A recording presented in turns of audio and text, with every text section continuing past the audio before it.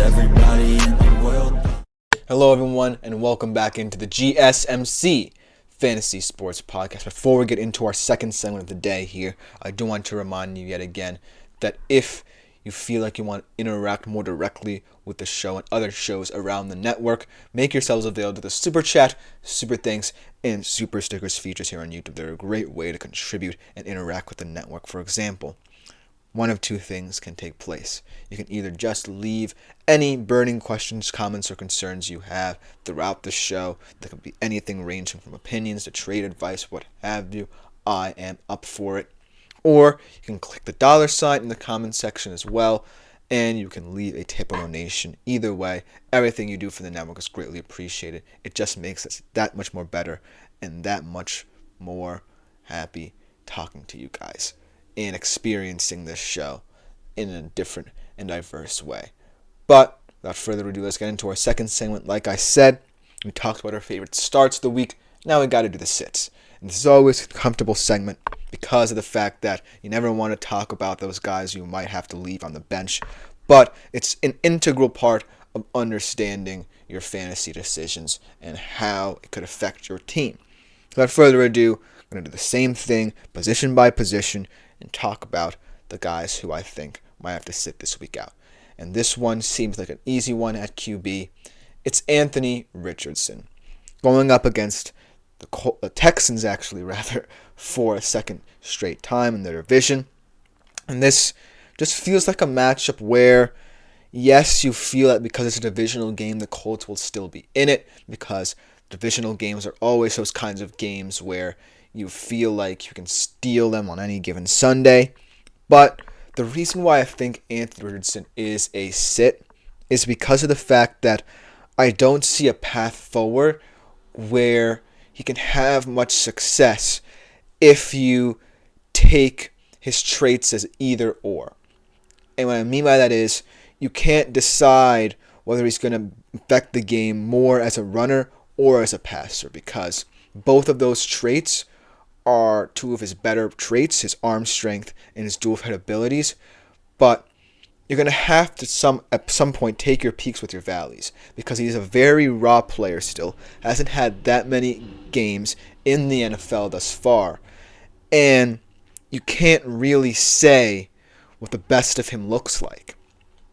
So in this game, look for him to really struggle, because outside of, the deep shots to his guys in the perimeter who he really likes, and the option runs that he sometimes has, he's just a guy who is going through the motions and really getting lost in the rigors of the NFL. And if there's no sense of direction anytime soon, he can find himself on this list more often than not. But this week especially, I think Richardson struggles a lot more than, just his ordinary struggles in this matchup. At the running back position, though, I have a feeling that this guy is slowly falling out of favor in a lot of fantasy leagues. Ramondre Stevenson. Through no fault of his own, because Drake May coming into this team has really elevated the passing game. I feel like there's a lot more opportunities there. And also, I feel like JaMycal Hasty might be a guy who warrants a look in the Patriots' backfield a little more often. But for some weird reason, I had a feeling this is where Ramondre Stevenson would be at the middle of the season. A guy who would tend to keep the Patriots in games early in the season more often than not, but kind of towards the middle, peter out because he's asked to carry too heavy a burden. And so I feel like when I think about the Patriots going up into this match with the Jets, I feel like the reason why they brought in Drake May, even in this situation, is for games like this. Because the Jets are a defense that is getting better against the run, perhaps one of the more potent run defenses in the league. And you definitely, with a very shaky offensive line, don't know what your offensive game plan is going to look like just because of the physicality of the Jets' run defense and what they can force you to do.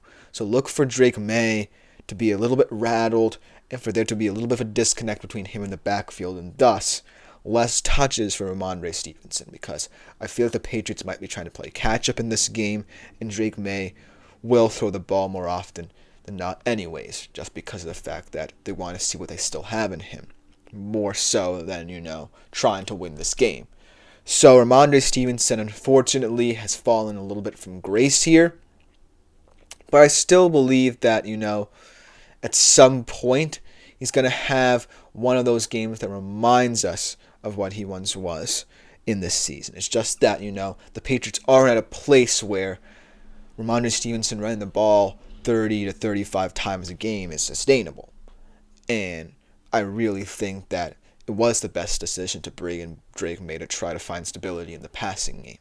So that's why I feel like Ramondre Stevenson deserves a little bit of a benching for the time being. With the wide receiver position here, this is a guy who also is slowly falling out of favor, not just in fantasy, but with his team. I feel like the profile of his team doesn't necessarily predicate itself on needing him as much as I initially thought. That being said, this could come back to bite me because of the fact of how well the Ravens' offense and the Browns' defense matches up. I think it's going to be a really intriguing chess match between these two units. So I don't really know if this guy will affect the game. But Zay Flowers, at least in my opinion, in this matchup is someone who might suffer. And with that being said, I still think that in order to really test this Browns secondary, which is perhaps the best secondary in the league, even we know with all the concerns with, how long they've been out on the field, they're still going to keep this Browns team in this game. And Zay Flowers, not for nothing, could be someone who we view as an X factor in this game. The guy who really opens up this Browns secondary. And so this is why this could be a very contentious pick to sit for your fantasy squad.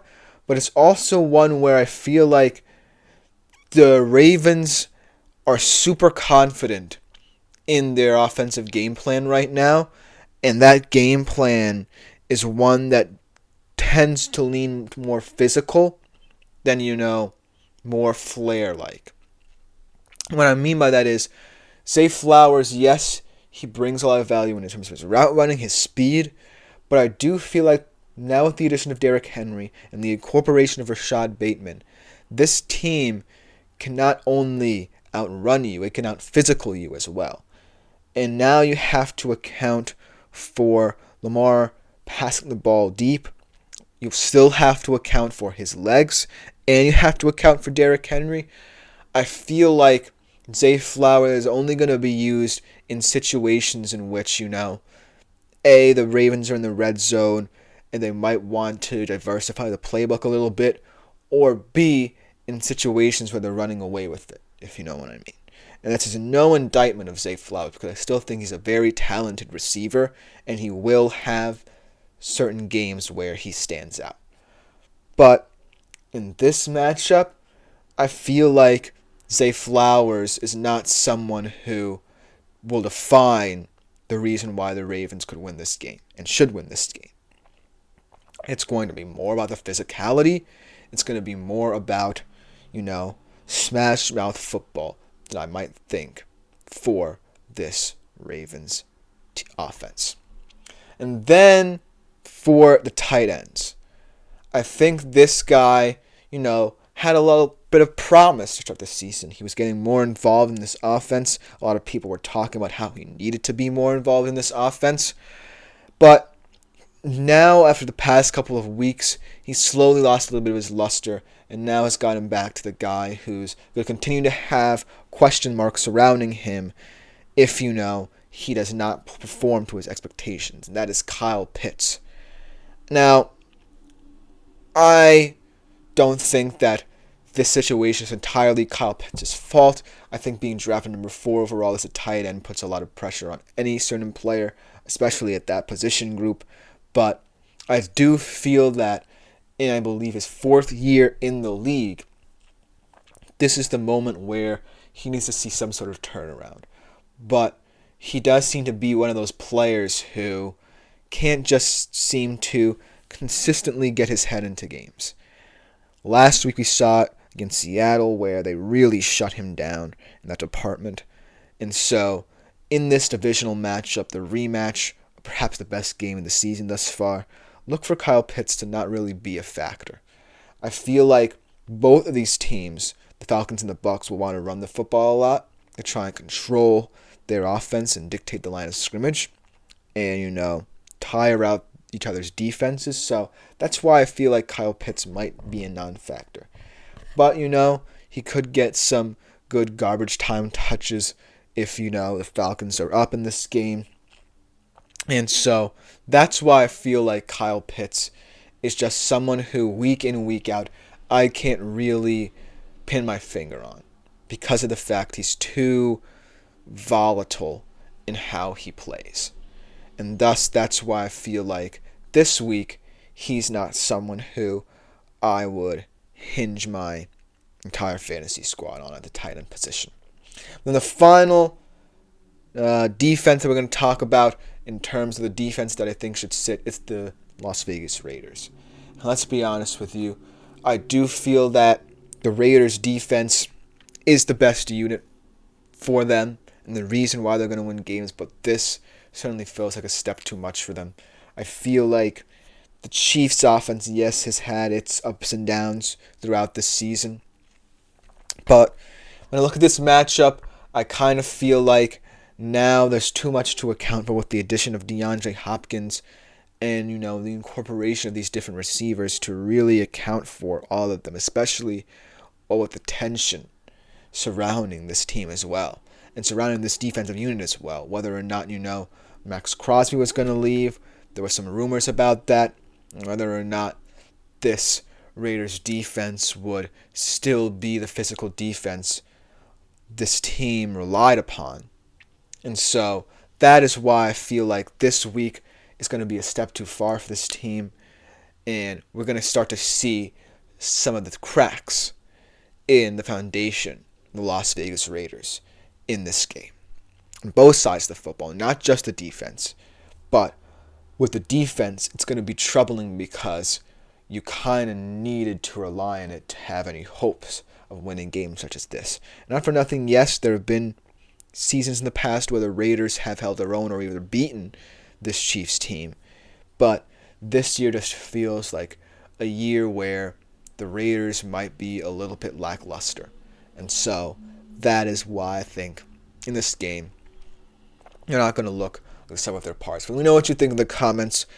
Coming up after this short break, we're going to be looking at all our implication games for this coming weekend, both the NFL first and college football. And this is one of my favorite segments to present to you guys, so don't go anywhere. We will be right back after this short break. Looking for your daily fix of